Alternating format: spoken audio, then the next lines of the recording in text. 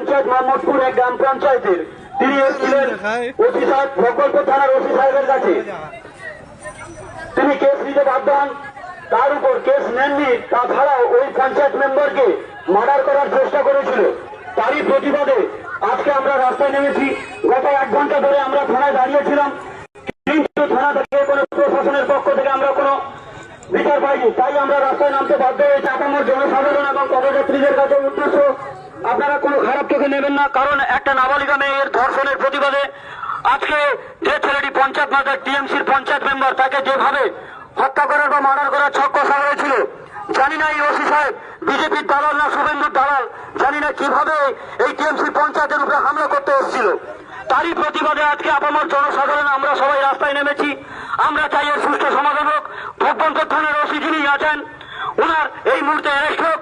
প্রশাসনিক লেভেলে যিনারা আসছেন, এই মাইকের আওয়াজ যতদূর যাচ্ছে, যদি প্রশাসনিক কাজ পর্যন্ত যায়, আপনারা আসুন, আমাদের ভগবন্তপুর থানার ওসি সাহেবকে গ্রেপ্তার করুন। আমরা থেকে উঠে যাবো, যতক্ষণ না ওসি সাহেব গ্রেপ্তার হচ্ছে আমরা রাস্তা থেকে উঠছি না। তাই বলছি পথচারী বন্ধুদের কাছে অনুরোধ, আপনারা ক্ষমা করবেন। এই প্রতিবাদে আপনারা আমাদের সঙ্গে সামিল হন।